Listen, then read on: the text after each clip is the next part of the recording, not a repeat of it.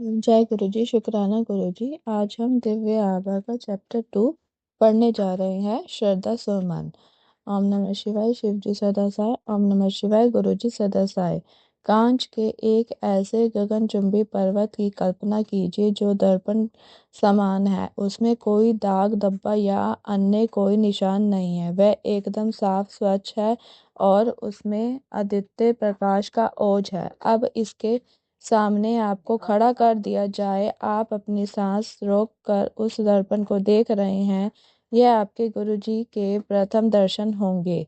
गुरुजी से आपकी भेंट तभी संभव है जब वह चाहेंगे और उन कुछ क्षणों में ही वह आपके अस्तित्व को पूर्ण रूप से भेद देंगे। आपके मिथ्या से भरे हुए अभिमान पूर्ण रूप से छिन्न भिन्न हो जाएंगे। वे आपके भीतर आपकी आत्मा का अवलोकन कर लेंगे। यह सब होने के उपरांत जब आप अपने स्वयं को उनके एकाकार में कल्पित करेंगे, तब आपको अपनी वास्तविकता का पूर्णाभास होगा और आप उनके भक्त बन जाएंगे। यह कभी मत सोचे कि आपकी उनसे भेंट नहीं होगी। भले ही उनका स्थूल शरीर समाप्त हो चुका है, किंतु यह अकल्पनीय है कि वह लुप्त हो चुके हैं और उनका अस्तित्व मिट चुका है।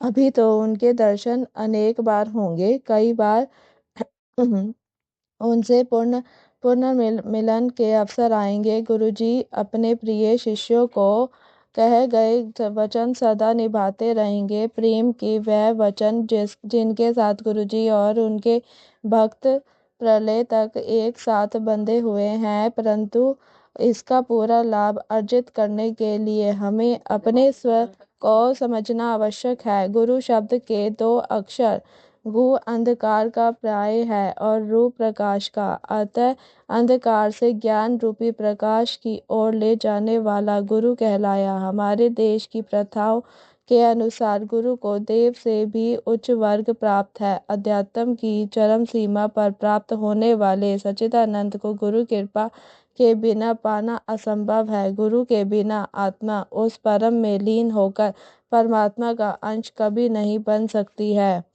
गुरु तो ऐसा पथ प्रदर्शक है जिसके बिना नए और अनुभवी दोनों प्रकार के पर्वतारोही अपने शिखर तक पहुंचने की कल्पना भी नहीं कर सकते हैं। गुरु ना तो वह मार्ग है, ना ही वह बाधा है जिसे पार करना शिष्य के लिए आवश्यक है। वह तो स्वयं वह गंतव्य है, पर्वत का वह शिखर है जहाँ तक पहुँचने की आकांक्षा प्रत्येक प्राणी करता है। वह तो घने अंधकार से ज्योति, अज्ञान से ज्ञान का मार्गदर्शन कराने वाले, उत्तर दिशा का आभास कराने वाले ध्रुव तारे के सदृश है। इस संसार के समस्त ग्रंथ गुरु की व्याख्या और उनका वर्णन करने में सक्षम नहीं है।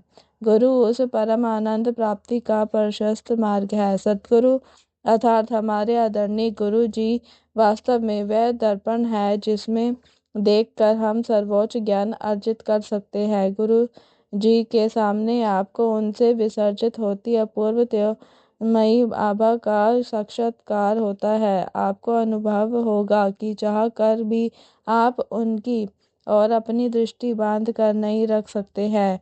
उनकी काया ज्योति का प्रकाश अद्वितीय है और आप उनके सामने क्षीण पड़ जाएंगे। इसके विपरीत गुरु जी मात्र एक क्षण में आपके भीतर छिपी हुई पवित्रता के दर्शन कर लेंगे। जैसे किसी झील में कंकड़ फेंकने पर उसके जल की सतह को छूते ही उस केंद्र बिंदु से किनारे की ओर बढ़ते हुए संकेंद्रित चक्र बनते हैं और वहां से ऊर्जा सब और फैलती है। उसी प्रकार गुरु जी से शक्ति से विसर्जन होता है, किंतु यह शक्ति उन्हीं भक्तों को मिल पाती है जिन्हें वह इसका अधिकारी समझते हैं। उनका कहा हुआ प्रत्येक शब्द आपके लिए ऐसा आदेश है जिसकी अवहेलना आप कदापि नहीं कर सकते हैं। गुरु जी के प्रथम दर्शन मिलन की कोई सामान्य सामाजिक प्रक्रिया नहीं है। यह साक्षात्कार उस संघर्ष की भांति है जिसमें आपकी हार सुनिश्चित है। आप अपने अहम को अपने सामने ही नम्रता और श्रद्धा की अग्नि में भस्म होते देखेंगे। यह तो समस्त सृष्टि के कर्ता सर्वोच्च सर्वोपरि से मिलने की प्रस्तुति में पहला पग है। सतगुरु आपके सब रक्षक कवचों को भेद देंगे और पल भर में आपके सब अदृश्य रहस्यों को जान लेंगे। उनका विश्वास प्राप्त करने के लिए ना ही मीठे वचनों की ना ही किसी अभिनय की आवश्यकता है, ना ही आप उनसे कुछ छिपा सकते हैं, ना ही कोई मिथ्या भाव रख सकते हैं। वह तो आपके अस्तित्व के कारण के ज्ञाता है और इस समय आपको अपनी कृपा का अधिकारी समझा है। इसी कारण उन्होंने आपको अपने पास बुलाया है। उन्हें जनसाधारण के लिए अक्सर महत्वपूर्ण लगने वाले प्रश्न, उदाहरण के लिए आप कौन हैं, कहाँ से आए हैं, आप क्या काम करते हैं, कैसे जीविकोपार्जन करते हैं, आपके मन में क्या भाव है, क्या आप मानवता का कितना नाटक करते हैं, से कोई तात्पर्य नहीं है, क्योंकि इन सब का ज्ञान उन्हें पहले से ही है। वह तो सर्वज्ञाता हैं और आपके प्रत्येक भाव का ज्ञान रखते हैं। इस सत्य को स्वीकार कर लेना ही आपके लिए हितकार होगा। आपकी यह हामी ही आपके अग्रिम संबंधों को स्थिर करने के लिए सबसे अधिक महत्वपूर्ण है। इस हाँ के साथ ही आप गुरु जी के साथ ऐसे अटूट बंधन में बंध जाएंगे जिसे मृत्यु भी अलग नहीं कर सकती है। यह प्रथम समर्पण ही सर्वाधिक महत्व रखता है। यात्री की शेष यात्रा तो पहला कदम निकलने के पश्चात पग प्रति पग स्वतः ही पूर्ण हो जाती है। स्कंद पुराण में वर्णित गुरु गीता में एक अत्यंत सर्वाधिक श्लोक है। गुरु ब्रह्मा गुरु विष्णु गुरुदेवो महेश्वर गुरु साक्षात पार ब्रह्मा तस्मै श्री गुरवे नमः। यद्यपि इस श्लोक से अधिकांश जन समूह परिचित है, इसमें कुछ व्याख्या करने योग्य है। सर्वप्रथम इसमें गुरु को त्रिमूर्ति ब्रह्मा विष्णु और महेश से भी उच्च स्थान पर आसीन किया है, क्योंकि वह गुरु तो अनादि और अंतहीन है। ब्रह्मा शब्द की उत्पत्ति भी धातु से हुई है, जिसका अर्थ विस्तृत विकसित होना, बढ़ना, फैलाना होता है। यह ब्रह्मा या ब्राह्मण ना हो कर वृत ब्राह्मण है और यह सदा बढ़ता फैलाता रहता है। उसका विकास कभी बंद नहीं होता और गुरु महिमा तो अपरंपार है। इसलिए यहाँ पर उनको ब्रह्मा सदृश श्रेष्ठ स्थान दिया है। उनके सहस्त्र चक्षु, सहस्त्र अंग और सहस्त्र मुख है। वह ही जीवन का बीज, पौधा और वृक्ष पालक है। उनमें असीम ज्ञान है, किंतु उनका ज्ञान किसी को नहीं है। ज्ञानी भी उनके स्वभाव से अनभिज्ञ हैं। गुरुजी तो भक्त को दर्पण के समक्ष प्रतिबिंब बनकर दर्शन देकर और उसको ज्ञान की प्राप्ति करा देते हैं। वह दृश्य ही दर्शन है। शेष तो वहां तक पहुँचने के निमित्त मात्र बन जाते हैं। उनके कोमल चरणों का स्पर्श करने के क्षण से ही गुरुजी अपने वास्तविक रूप का दर्शन करा देते हैं। पुष्पांजलि श्रद्धा भाव से शिष्य को गुरु की ओर ले जाने वाली कुड़ियाँ बहुत अनोखी होती हैं। शिष्य सदा यहाँ वहाँ हाथ पैर मारता रहता है, उसे कोई मार्ग नहीं सूझता।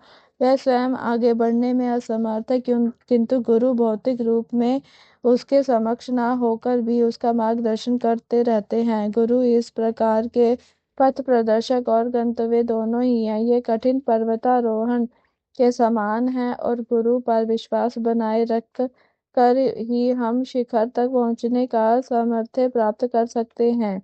इस संबंध में सबसे अधिक आवश्यकता विश्वास और श्रद्धा की है। यदि आप गुरु पर शंका करेंगे तो आप अपने पैर पर स्वयं कुल्हाड़ी मार लेंगे। आपकी यात्रा तो प्रारंभ होने से पूर्व ही समाप्त हो जाएगी। भले ही शिष्य को अपने गुरु के लिए अपने मन में स्थिर विश्वास स्थापित करने में कठिनाई हो, गुरु इस कार्य में भी उसकी सहायता करते हैं। गुरु को केंद्र बिंदु मानकर अनुयायी के लिए आवश्यक है कि वह अपनी समस्त शंकाएं मन से निकाल दे। गौतम बुद्ध ने भी कहा था, जिस प्रकार स्वर्ण को परखने के लिए उसे अग्नि में जलाया, काटा और रगड़ा जाता है, उसी प्रकार मुझे स्वीकार करने से पहले मुझे अच्छी तरह से परख लो।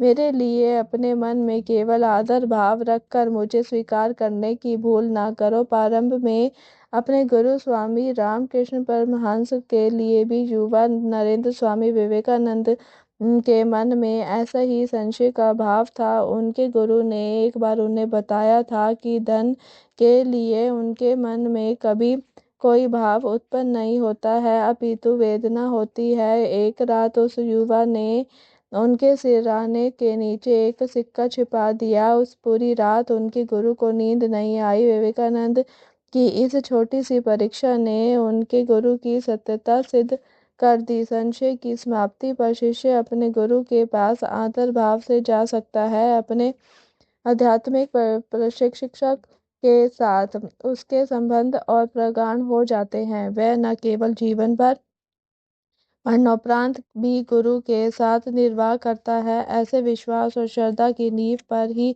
भवन बन सकता है। अनुयायी को यह भी समझना आवश्यक है कि वह गुरु का ही आध्यात्मिक प्रतिबिंब है। यह भी ध्यान रखने योग्य है कि गुरु अवसर आने पर अपने भक्त को अवश्य परखते हैं। एक के किंवदंती है, सिंह परिवार का एक शावक अपने परिवार से अलग हो गया और भेड़ों के साथ रहने लगा। धीरे धीरे उसका स्वभाव भी भेड़ों की भांति हो गया। वह दहाड़ लगाना भूलकर उनकी भांति मिमियाने का प्रयास करने लगा। एक दिन अचानक एक शेर यह देखकर चकित रह गया।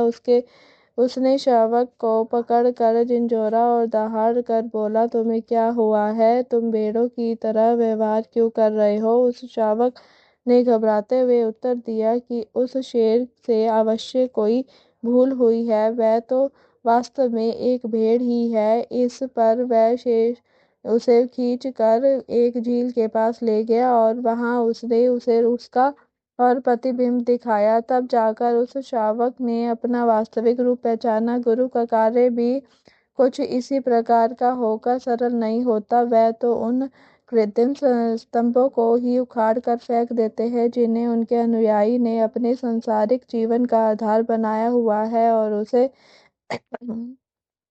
उसके यथार्थ से परिचय कराते हैं। हम हाड़ मांस के जीव जंतु नहीं हैं, हम तो उस परमात्मा का ही प्रतिबिंब है। आत्मा का परमात्मा में विलय ही हर आत्मा का अंतिम ध्येय है, और हम इस लौकिक विश्व की मोह माया के जाल में फंस कर उस लक्ष्य को भूल गए हैं। हमें अपनी इंद्रियों के वश में होकर चलने वाले पशु समान नहीं बनना है। प्रत्येक जन्म की भांति इस जन्म में भी हमारी आत्मा ने शरीर को धारण किया हुआ है, न कि शरीर ने आत्मा को आवरण बन पहनाया हुआ है। गुरु के कमल चरण स्पर्श कर उनकी पावन शरण में जाकर ही मूल परिवर्तन संभव है। मन में स्वाभिमान की समाप्ति होने पर ही वास्तविक ज्ञान का बोध होता है। गुरु तो असीमित अपार विद्या का ऐसा भंडार है जो अपने अनगिनत भक्तों में आध्यात्मिक ज्योति प्रज्वलित करने की क्षमता रखते हैं। उनके प्रेम स्पर्श मात्र से ही चित्त जागृत हो उठता है, किंतु इस अवस्था तक पहुँचने के लिए पहले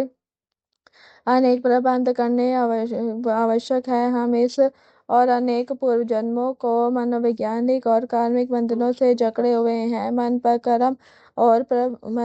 कर्म का प्रभाव अत्यंत गहरा होता है। इनसे निकलने के लिए मन और शरीर दोनों को सुदृढ़ कर सही प्रकार से तैयार करना पड़ता है। जिस प्रकार भंवर में फंस कर तैराक डूब सकता है, वह स्थिति मनुष्य की होती है। यदि वह इसके के लिए तैयार नहीं है तो वह यात्रा प्रारंभ करते ही औंधे मुंह बल खा कर गिर जाएगा। अतः गुरु अनेक बार ऐसी परिस्थितियां उत्पन्न करते हैं जो शिष्य को जीवन के अमूल्य पाठ पढ़ाती है।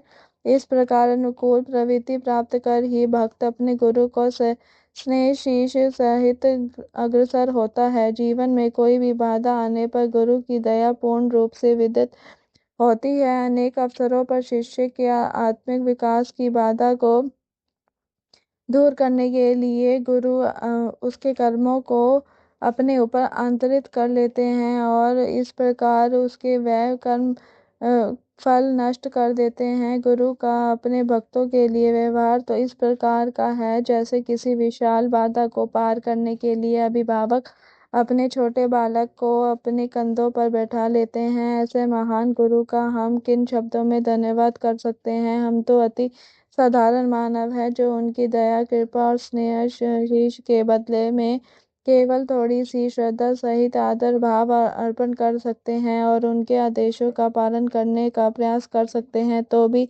कई अवसरों पर ऐसी परिस्थितियां आ जाती हैं जब हम अपने गुरु से अप्रसन्न हो जाते हैं, परंतु गुरु तो गुरु है और हम साधारण नश्वर, उनके लिए हमारी उन्नति ही सर्वाधिक महत्वपूर्ण है और इस कारण वह अपने शिष्यों की मानसिक परिस्थिति को अनुकूल करने में कोई चूक नहीं करते। भले ही शिष्य उनके इस कठोर व्यवहार से अपनी कृत्रिम शक्तियों का ह्रास होते देखकर शिथिल पड़ जाएं, गुरु तो उसका भला चाह रहे होते हैं। उन्हें इस सांसारिक बातों से कोई अंतर नहीं पड़ता है कि उनके द्वारा अपना अभिमान नष्ट होते जानकर उनका शिष्य कितना विचलित हो रहा है। वह उसे सुमार्ग पर आगे बढ़ाने की अपनी चेष्टा बनाए रखते हैं। ऐसे जटिल क्षणों में अपनी प्रवृत्ति परिवर्तन होते हुए जानकर कई अवसरों पर भक्त क्षीण पड़ जाता है या मानसिक संतुलन खो बैठता है, किंतु उसके लिए इतना आभास प्राप्त है कि गुरु उसके लिए कितना अधिक प्रयास कर रहे हैं। गुरु की एकमात्र रुचि स्वार्थ से बंधे हुए अन्य संबंधों के विपरीत भक्त की प्रगति होती है। उनका भी एक स्वार्थ है उसको परमात्मा की ओर ले जाने का। इसके लिए उन्हें कितने भी कठिन से कठिन कार्य करने हो, भक्त के कर्मों को समाप्त करना हो, उसे स्वास्थ्य लाभ देना हो या उसका कोई अन्य कार्य फलीभूत करना हो, यह सब तो गुरु के व्यक्तिगत विश्लेषण पर निर्भर है। मुख्य प्रक्रिया तो उस सच्चिदानंद प्राप्ति की है जिसके लिए अन्य सब कारण बन जाते हैं। गुरु अपने अनुयायियों को इस यात्रा के लिए सुदृढ़ करने में अत्यधिक शक्ति एवं समय का व्यय करते हैं। परम प्राप्ति की यह यात्रा कोई सरल कार्य नहीं है, ना ही आत्मिक ज्ञान का बोध जीवन दर्शन का कोई सरल पाठ है, ना ही यह कोई श्रृंगार है जिसे धारण कर आपका व्यक्तित्व इस समाज में आकर्षक हो जाएगा, ना ही यह ऐसे धार्मिक संस्कार हैं जिन्हें पूरा कर हम संतोष कर ले और ईश्वर प्राप्ति का मार्ग प्रशस्त हो जाएगा। यह ऐसी कोई यात्रा भी नहीं है जिस पर थोड़ी ही दूर चलकर आप एक रुक जाएं और कह सकें कि आपने अपने जीवन का गंतव्य प्राप्त कर लिया है। एक बार गुरु का गुरुत्व स्वीकार कर लेने के पश्चात आपको उसी मार्ग पर वहां तक चलते रहना होगा जहां तक वह आपको ले जाए। उस परम ज्ञान की प्राप्ति के लिए गुरु ही एकमात्र साधन है। वह तो दिव्यत्व की सीढ़ियों पर चढ़ाने वाले पथ प्रदर्शक हैं। वह ही आत्मज्ञान का बोध कराते हैं। उनके पास प्रत्येक बाधा से निकलने की योजनाएं, भले ही भीड़ से बचकर निकलना हो या आपसी संबंध किसी प्रकार के हो, यह बहुत बात गौण है कि वह आपसे हंस कर बात कर रहे हैं या गंभीरता से कोई महत्वपूर्ण विवरण सुन रहे हो। हर क्षण आदि से अंत तक वह गुरु गुरु में ही रहेंगे। उन्हें संतुष्ट कर प्रसन्न कर ही भक्त अपने गंतव्य तक पहुंचने में सफल हो सकता है। आप कदापि गुरु का अनुकरण करने का प्रयास कर रहे ना करें। आदि शंकराचार्य से संबंधित एक रुचिकर घटना है। उनका एक शिष्य सदा उनके प्रत्येक भाव का अनुकरण करता था। एक तीर्थ यात्रा में जब उन्होंने एक ग्राम में रुककर एक कृषक से मदिरा ग्रहण कर पी तो उस शिष्य ने भी अत्यंत उत्साहपूर्वक उनका अनुसरण किया। कुछ दूर जाने पर वे एक ऐसे स्थान पर रुके जहां लोर पिघलाया जा रहा था। उन्होंने वहां पर उपस्थित एक कर्मी से अनुग्रह कर पिघला हुआ लौह अपने हस्त कुंडल में स्वीकार किया और एक लंबा घूंट लेकर पी गया। अब वह शिष्य सकेत में आ गया। यह कार्य करने में वह असमर्थ था। इसमें कोई संशय नहीं कि गुरु के आदेश का पालन मन कर्म और वचन मनसा वाचा कर्मणा के से करना आवश्यक है। फिर भी शिष्य अपने आप को किसी भी परिस्थिति में गुरु के स्थान पर आसीन होने की कल्पना ना करें। इससे कहीं अधिक आनंद गुरु को प्रेम पूर्वक याद करने में है। इस प्रकार गुरु शिष्य के संबंधों को अत्यंत बल प्राप्ति होती है। आध्यात्मिक रूप से गुरु के पास हमारे कृत्रिम अहम को नष्ट करने के शस्त्र हैं, किंतु जब तक आप निर्भीक होकर अनावृत होने को तत्पर नहीं है, गुरु की पूरी कृपा पाने में भी असमर्थ ही रहेंगे। आप यह भी मत कहिए कि आप उनका पूर्ण रूप से अनुगमन करते हैं। यह तो निश्चित है कि गुरु के समीप आने पर आपको निरंतर अपनी ऐसी अस्वाभाविकता की अनुभूति होगी या ऐसी परिस्थितियां उत्पन्न होंगी जिनसे आपके मन और अहम को गहरी चोट पहुंचेगी। यह भी संभव है कि गुरु शरण में आप आने के बाद उनकी कृपा, दया और आशीर्वाद के छोटे से छोटे लक्षण भी प्राप्त हो जाए, किंतु यह सब अस्थायी चरण है। गुरु का बड़प्पन तो इसी में है कि वह हमें हमारी तत्कालीन अवस्था में स्वीकार कर लेते हैं। अब सब अवगुण सहित हमारे सब दोषों को भी प्रेम से स्वीकार कर लेते हैं। अपनी शरण में किसी के भी आने के लिए कोई प्रतिबंध नहीं लगते हैं। सर्वरूप परिपूर्ण सच्चिदानंद में आसक्त उन्हें ना किसी प्रकार, ना किसी उपहार की आकांक्षा है, ना किसी भौतिक वस्तु की कामना। उनकी दृष्टि सब पर एक समान है। वह कभी कोई पक्षपात या भेदभाव नहीं करते हैं। असीम आकाश की भांति किसी को भी स्पर्श किए बिना वह सब भक्तों को अपना आलिंगन अर्पित करते हैं। वह तो शाश्वत सत्य शिव और साक्षी सर्वज्ञाता है। अंत को निरंतर देखती उनकी निर्भीक स्थिर दृष्टि में प्रत्येक अनुयायी के मन में उत्पन्न हो रहे प्रत्येक भाव को समझने की शक्ति है। गुरु सर्वोच्च है, उनकी समानता करना संभव है। उनकी भव्यता, उनकी महिमा तो स्वर्ग लोक में निवास करने वाले देवी देवताओं से भी उच्च है। सूर्य, चंद्रमा, समस्त नक्षत्र और तारे तो उनके आवरण पर पड़ी हुई धूल के कणों की पपड़ी के समान है। पवित्र त्रिमूर्ति, असंख्य देवी देवता और ब्राह्मण की समस्त शक्तियां सब नतमस्तक हो उनका चरण स्पर्श करते हुए उनके प्रत्येक आदेश का पालन करने को सदा तत्पर है। गुरु स्वयं परमात्मा है, गुरु शिव है। शिव पुराण में एक उल्लेख आता है जहाँ ब्रह्मा शिव से निवेदन करते हैं कि सब प्राणियों को नश्वरता के अधीन रखा जाए, परंतु शिव इसे अस्वीकार करते हुए कहते हैं कि जीवन मृत्यु के इस चक्र से प्राणियों को मुक्त रखने के लिए वह स्वयं अवतरित होंगे। क्या इसी कारण आदरणीय गुरुजी हमारे बीच में आए। कितना आनंद है गुरुजी, कितना आनंद है गुरुजी की चरण धूलि में। गुरु करुणा तुम और मुझ पर बनी रहे, उनकी कृपा वर्षा हम ना समझो पर रहे, उनकी ऊर्जा से प्रभावित हो हम उनके चरणों में सदैव बसें। जय गुरुजी, शुक्राना गुरुजी। इसी के साथ आज का सेकंड चैप्टर भी समाप्त होता है। कल हम थर्ड करेंगे, गुरुजी कृत देवालय। जय गुरुजी, शुक्राना गुरुजी। ओम नमः शिवाय। शिव जी सदा सहाय। ओम नमः शिवाय। गुरुजी सदा सहाय। अगर मेरी वॉइस में ये आपको अच्छा लगे तो चैनल को सब्सक्राइब करना ना भूलें, शेयर करें और लाइक करें। जय गुरुजी, शुक्राना गुरुजी।